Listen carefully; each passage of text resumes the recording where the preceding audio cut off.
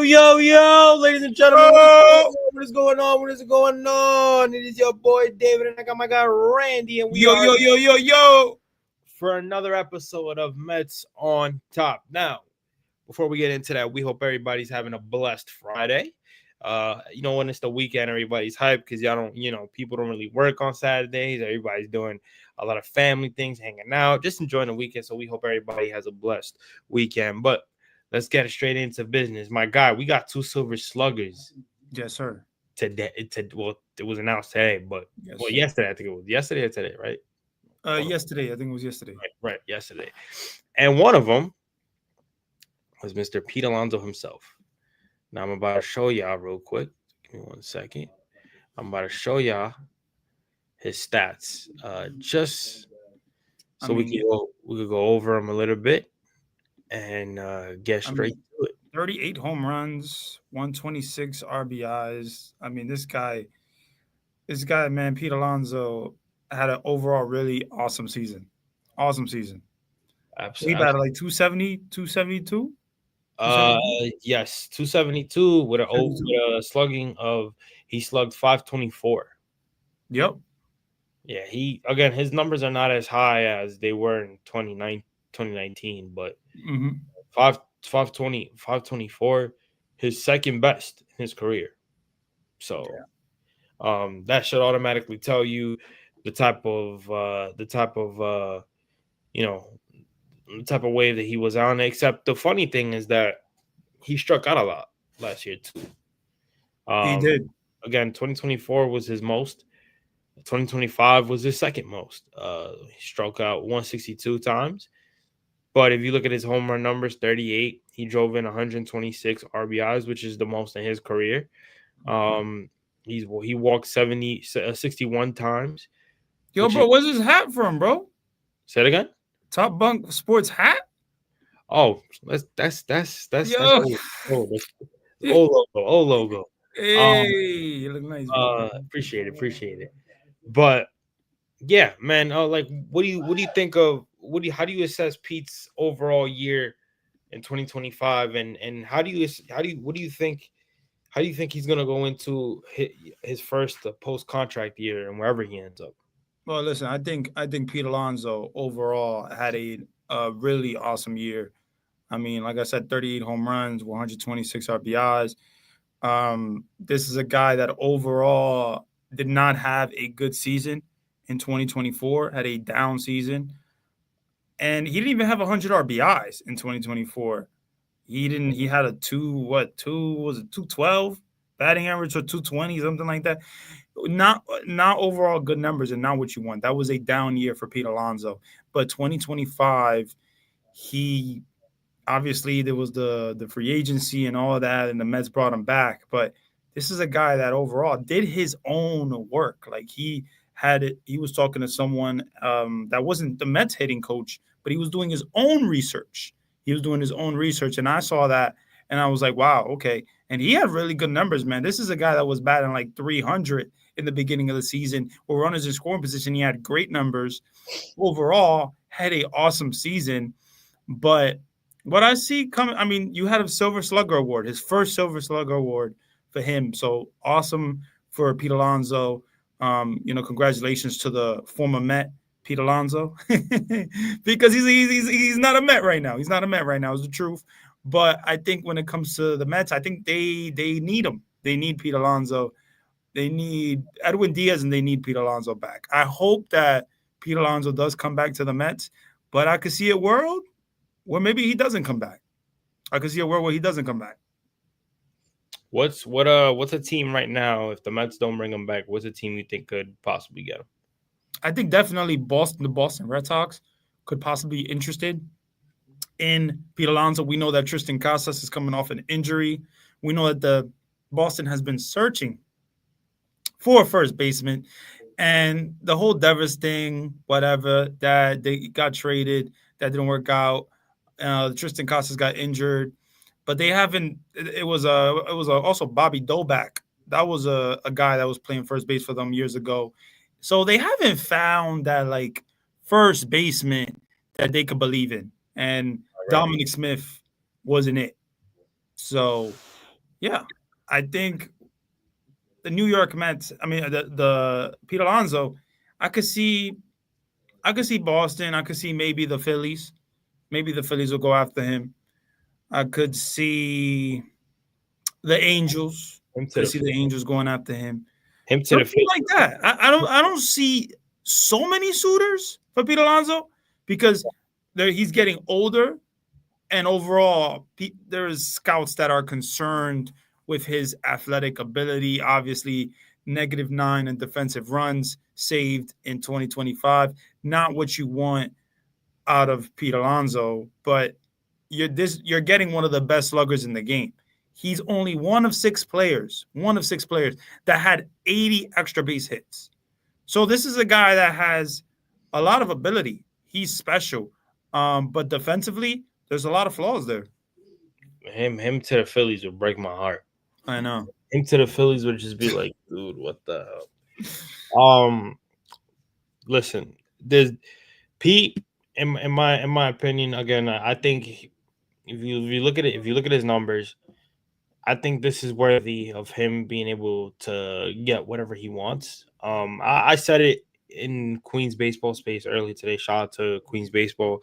Um, I said it in the space earlier.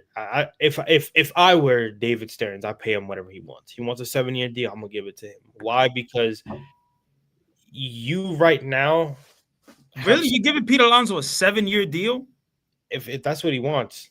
I Wow. think he's earned that in a way. The guy's barely hurt. The guy's always hitting you 30 plus home runs. The guy has given you the most in terms of RBIs.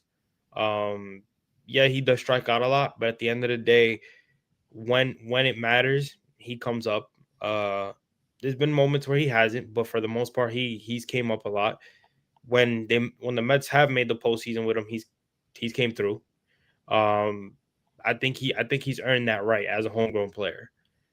You also the options if he does leave aren't as good. He's the top of the top right now. Yeah. And I think if you want to make that run, you got to get him. You got to get him back.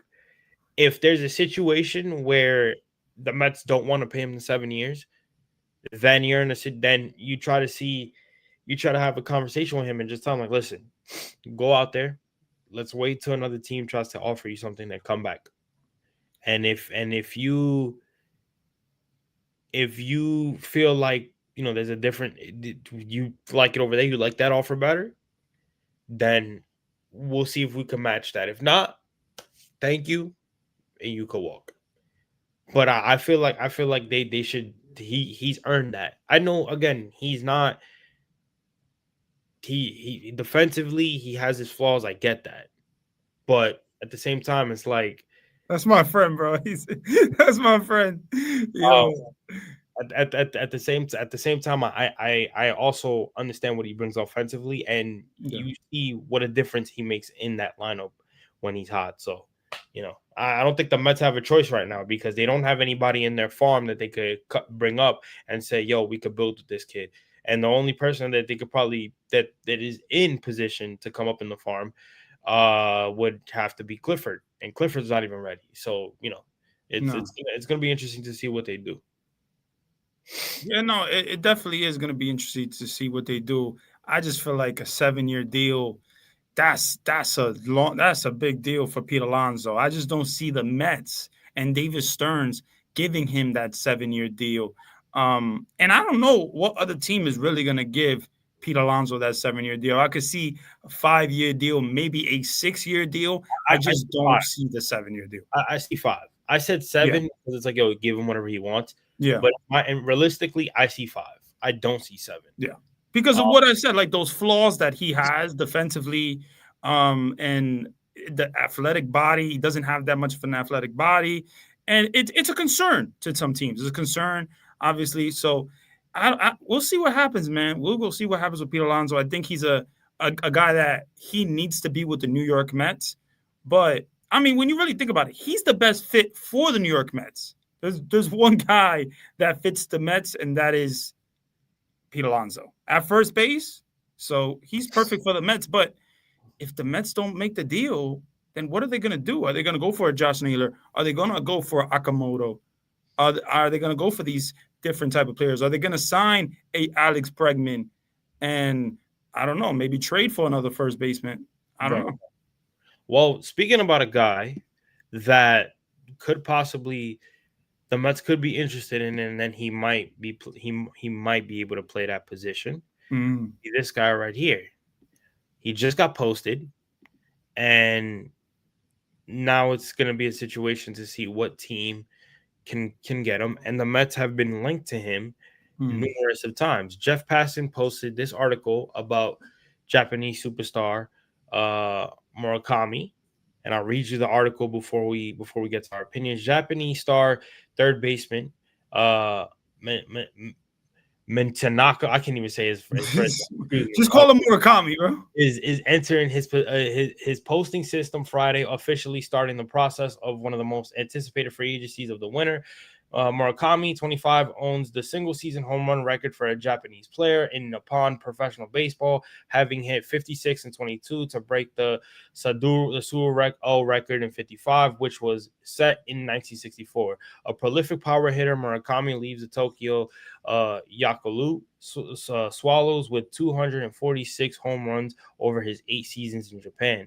His slugging power is expected to draw widespread interest among Major League Baseball teams this winter.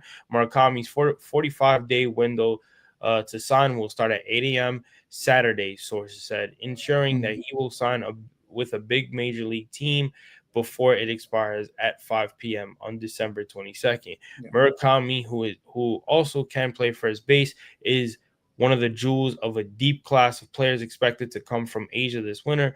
Other expected to join MLB teams through the posting system, which facilities the transfers of players whose right teams still control from Japan and Korea to MLB. The international free agent signing includes right-hander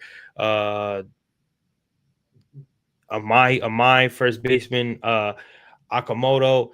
You got Tanahashi, and also expected to return. Oh, Cody. I think what Cody's coming back. Cody who? Oh, Cody Ponce. Oh, I heard about this guy. That's okay. Why. Who went 17-1 with the 1.89 ERA in Korea baseball. Okay. And Foster Griffin and Anthony Kay. Okay. Well, again, that's just a snippet of the article Jeff Passan posted on ESPN. Yeah. So let me tell you. Well, let me ask you actually. If the Mets don't bring back Pete Alonso, would you be okay with the Murakami coming to the Mets and playing first base? See, the thing about Murakami is what A&E podcast said here. He's hitting under 100. Okay, Siri, don't get away from Siri. All right, so yeah, he's hitting 95 for a batting average right now when it comes to 93 miles per hour and higher. This is a guy that Murakami, I get it, he's a power hitter and all that, but I don't know. I don't know if I see the fit there. I don't know if I see the fit with the New York Mets. Maybe the Mets have some interest. We know that David Stearns in August, he went to visit. He went to Japan and saw Murakami hit this walk-off home run. And maybe he was impressed with Murakami. But I get it. He's one of the best power hitters in the game when it comes to in Japan. But this is a guy that I don't know if I can believe in him in 2026 with the New York Mets. I don't know if I can see that. I just feel like you have Pete Alonso, and that is a proven guy. That is someone that you have seen do it day in, day out with the New York Mets. And I'd rather have Pete Alonso than Murakami. But I do like the numbers when it comes to Murakami, but the velocity, the fact that he can't hit a lot of high velocity in the MLB, that concerns me, David, because the MLB, I mean, you see guys throwing 99. You see guys throwing 95, 96, 97. High velocity. Can Murakami fix that? I don't know. I honestly don't know. So let me ask you, if he was to go one-on-one against a Hunter Green, who throws at least 103 miles per hour, he's Murakami's having trouble with that, is what you're saying. I think he is. I think according to the reports, according to what we're reading, I think he is. I think he's. I mean, Hunter Green, you throw 100, 101 at some point. I mean, if you can't hit 93 or 93 plus, that is concerning. You are a baseball player. Right, This right, is not like what are we doing here? right. Now, I don't know. Somebody was telling me today that he had an injury, that he had some type of hip injury or something that he missed time. I don't know if that's true, and maybe that led to that. So I don't know. Well, it should be pretty interesting to see what the Mets do. I see Ace A&E podcast, excuse me, he said start Vientos at first and make Brett Beatty your everyday third baseman. I don't know if I want to do that. Just because, like I said, I think Mark Vientos would be suited more offensively than defensively, and I would have him as a DH. Brett Beatty, I would definitely make my third baseman. He's shown a lot last year, especially in that Yeah. position where Mark Vientos, again, at least even though he wasn't consistent last year, he showed off power at times, Yeah. and I think he'll be suited up as a DH better than what I, he I, would do I don't defensively. even want to see. I don't even want to see Mark Gindles on the field. I don't want to see him on the field. I want to see him as DH maybe, but I don't want to see. I don't want to see him on the field. I just think defensively, he's one of the worst. He's one of the worst third basemen in the game. And first base, a new position, a position that he doesn't even really play much. And we saw like a game, maybe we saw like 2 games. With I think one game, maybe either one or two, but it wasn't a good game when it comes to Mark Vientos. He has a strong arm, but his feet is slow, and he needs to work on a lot of things defensively if he wants to be a defensive first baseman. I just don't see it though. I don't So see it. Eva coming in with the pom poms and saying, "Hell nah, I'd rather let Soto play at first before I'd see Vientos there." Element. So Well, we know that Juan Soto was taking some balls, some ground balls and whatever there. He was practicing in the season, yeah, and maybe that's just coming from the Mets saying this could possibly be a backup plan. I don't know. I yeah. just don't see Juan Soto being a first baseman for the Mets in 2026.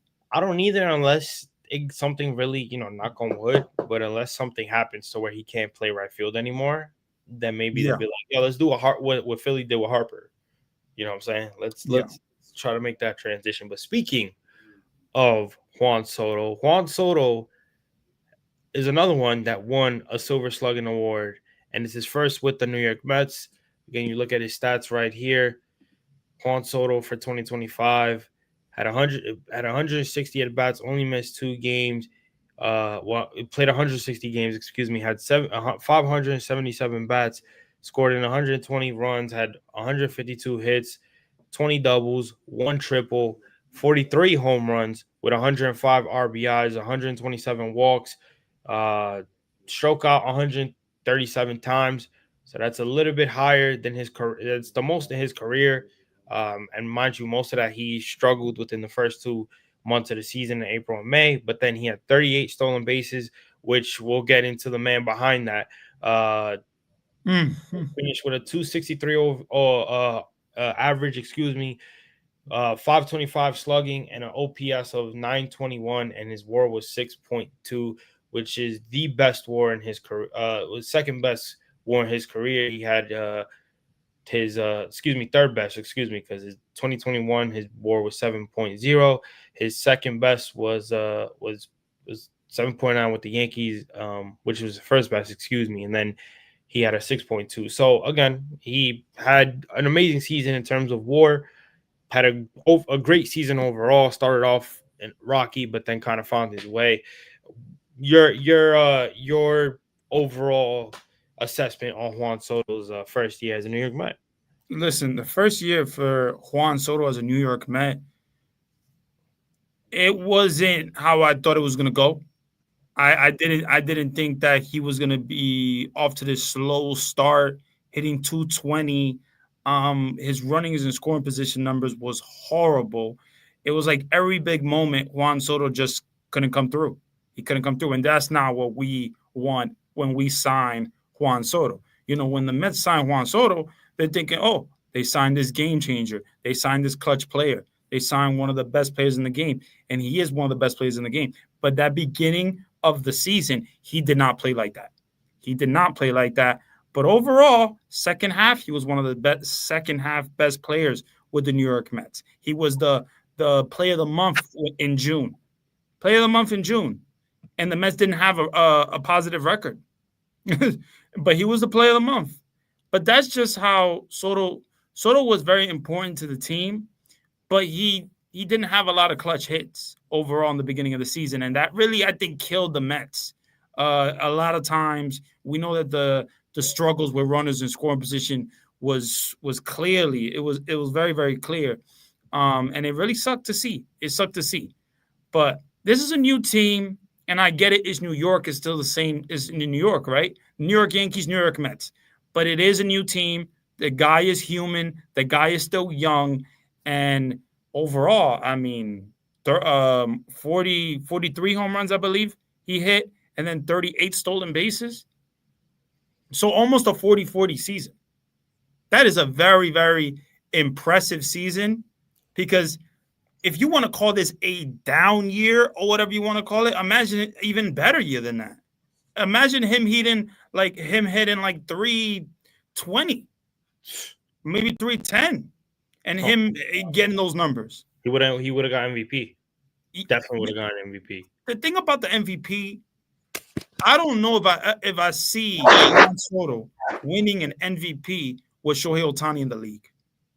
I mean, and that's the sad part. That's the because Juan Soto is an amazing player, but Shohei Ohtani is just a different beast, man. He's a different beast, and I don't know. It's going to be tough. But listen, congratulations to Juan Soto on the Silver Slugger Award.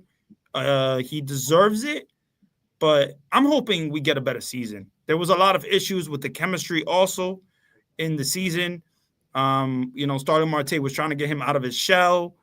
We didn't see that happy Soto in the beginning, the Soto shuffle thing and all that. So I think when it comes to Juan Soto, I'm just hoping we see better chemistry and overall a better season. But overall, he had a really good season. Right. But was it the most amazing season that Juan Soto has ever had? I don't think so. But it was one of his overall best because of the stolen bases, 38 stolen bases. Because I think he had 16? He had 16 stolen bases. Right, and then you go from that to 38. So I mean, again, he didn't have. I mean, I think his 1 year with the Yankees was his best one. He played 157 games, had 576 at bats, scored in 128 runs compared to his 120 last year. 166 hits, more than last year, more doubles. He had more triples. He had less home runs, obviously, but it was neck and neck. That's 41 compared to his 43 last year. Yep. More RBIs, right? It was four more. He had more walks. He had less strikeouts, 119 compared to his 137. Less stolen bases though, and even though his OPS was higher with a higher average, I do want to talk about the stolen base because there's a man behind the madness of him getting his 38 stolen bases. And I think it all kind of felt like a low blow when we saw this tweet right here. Mike Mayer was the first to report that former pitching coach Jeremy Hefner and former first base coach Antoine Richardson are both joining the Braves. And let me tell you something why I felt like this was a fucking this was a yo. It only happens to the Mets because out of any team that those two motherfuckers could have gone to, they go to the division rivals. Like that one right there, I had to laugh. I just had to laugh. I'm like, of course, you could smell it from a mile away. You just knew. Now here's my thing, Jeremy Hefner. I didn't care for the guy. Yeah, he must be a cool guy off the field or whatever. Blessings to him. I'm sure he has a beautiful family. In terms of a pitching coach, I didn't care. I didn't like him. There were certain tactics that he was doing as a pitching coach I didn't like. He would always wait to be for his pitchers to be in pressure situations that they couldn't get out of to come out and talk to. I didn't like it. I didn't like any of his tactics. People that talk about, well, he did great with 2022 pitching. Cool. What did he fucking do? I didn't like it. I didn't like it. So I'm glad that they came to their senses and said bye.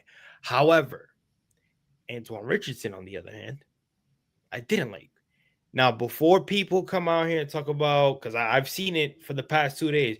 Oh, are we really getting mad because Antoine Richardson, our first base coach, is gone? This isn't that. I'm gonna tell y'all something. When he has a positive effect on my players, and he's a positive effect in my clubhouse, I'm making sure that guy stays here.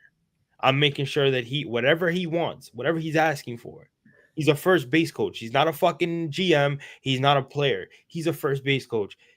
Give it to him, because I want to make sure that respect and that comfortability stays within my team. So when he has a positive effect on and off the field with not only my best player, my highest paid player on my team, but everyone else, I'm keeping him. So in my opinion, regardless if he's a first baseman, he's a scout, it don't matter. That's an L on David Stearns. So again, I just want to say that. I don't know how you feel. Yo, A&E is you're a funny dude, bro. You're funny dude. I like this guy. I like this guy. Yeah. Andy, your thought. Matter of fact, before you get to that, I actually want to go to what the reasoning was. It's actually up here. As to Mm.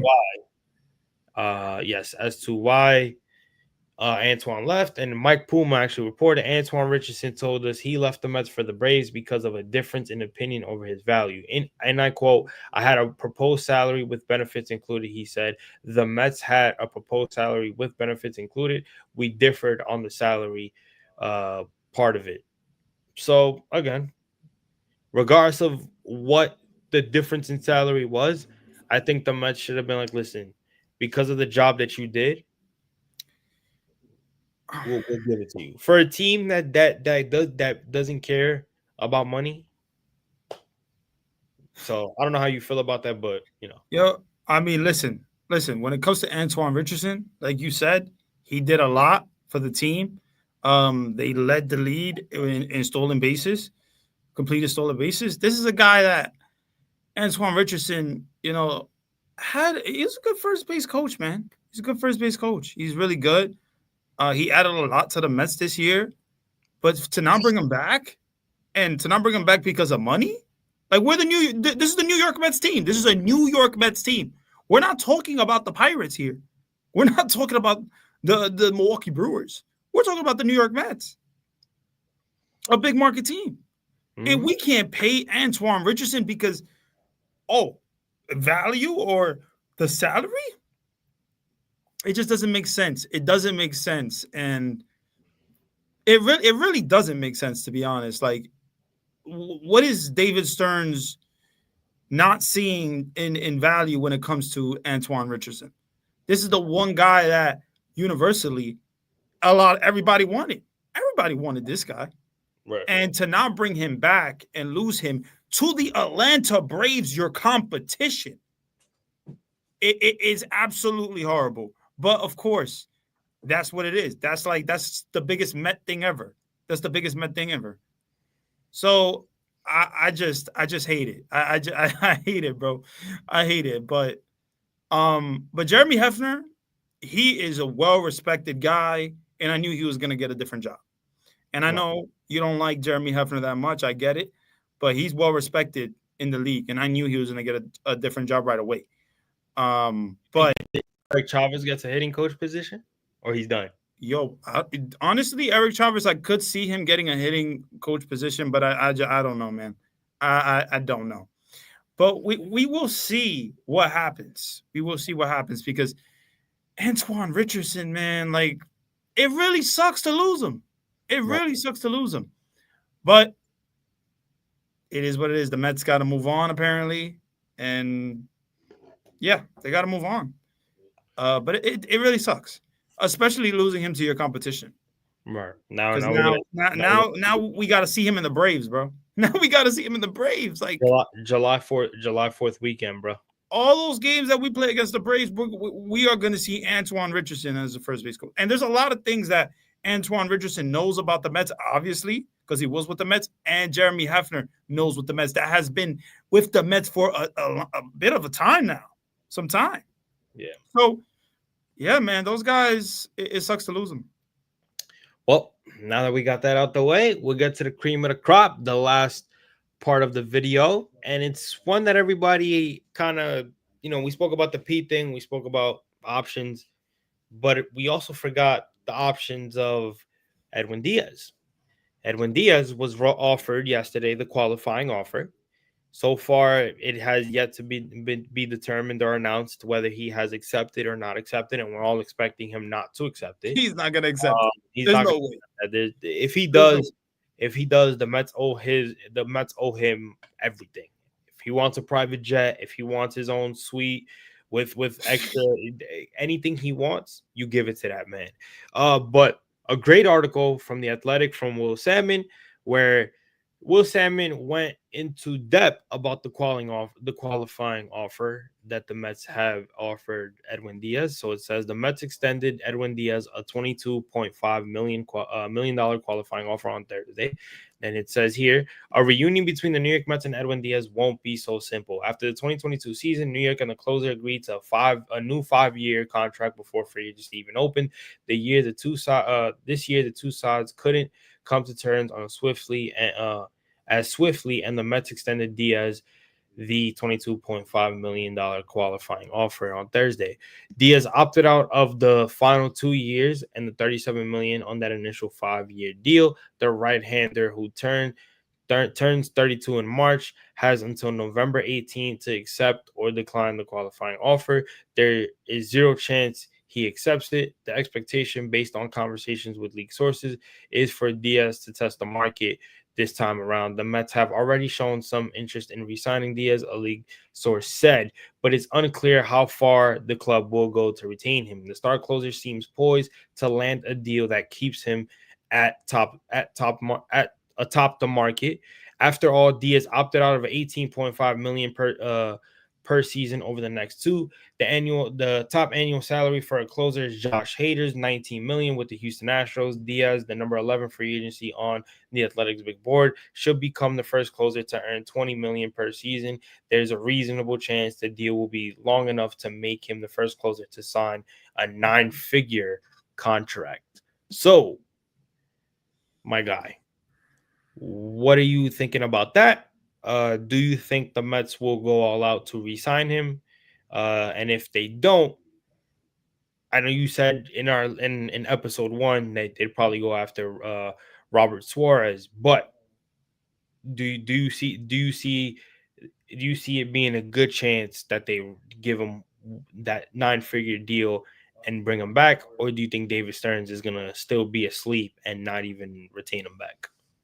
But listen, I think when it comes to David Stearns, he's so unpredictable. I don't know what he's going to do. But I think that the Mets need to sign Edwin Diaz back. They got to re-sign him. They got to get him back. Edwin Diaz is the heart of this team. We really need this guy.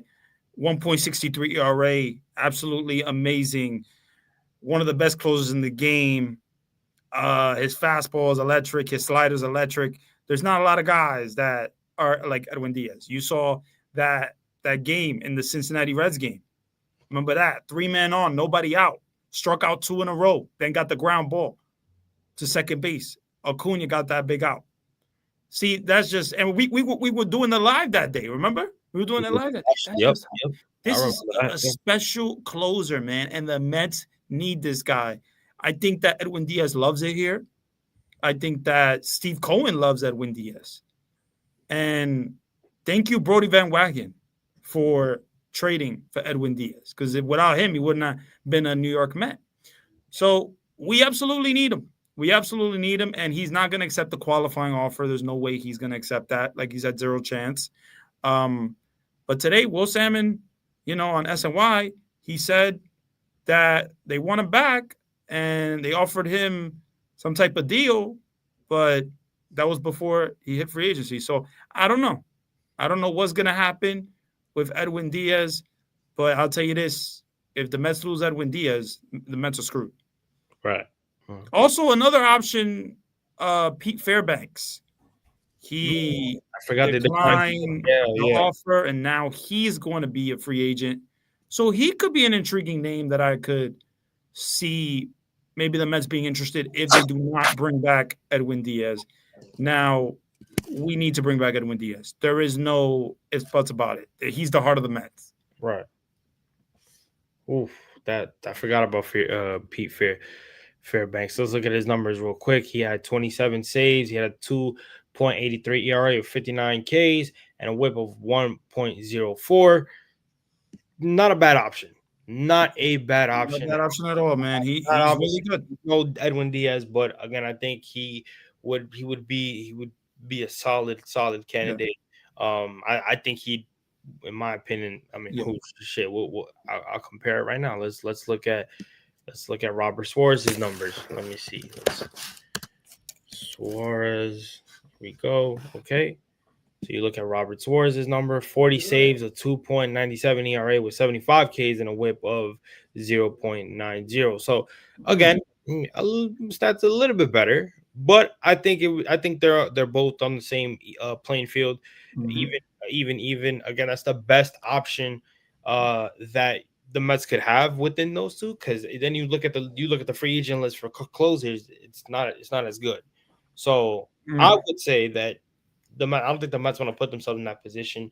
I think Edwin Diaz has earned the right to get paid what he has coming his way. Best closer in baseball right now. I Yeah. don't think anybody has And topped that. So a lot of people in the industry do not believe that that Stearns is going to sign back Diaz because of his philosophy and the fact that he doesn't sign relievers for that long.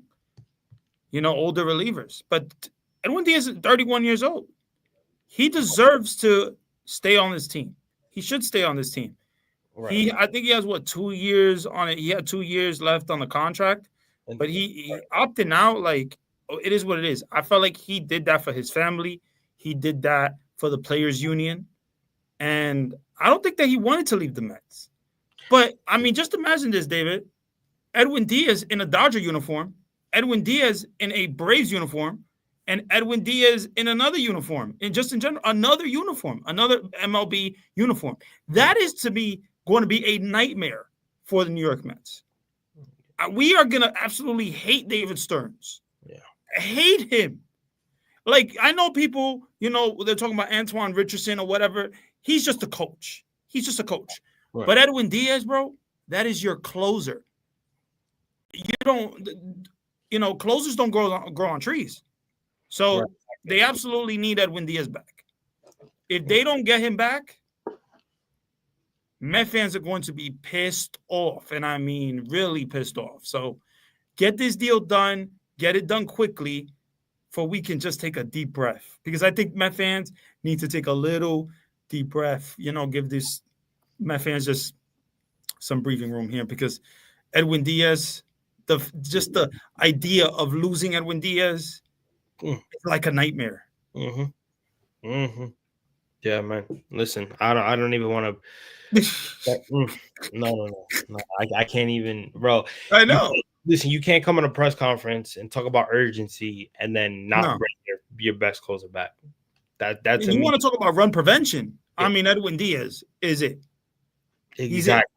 Exactly. But we'll see what they do, man. Yo, Randy, I appreciate your time, bro. As always, Randy is my co-host.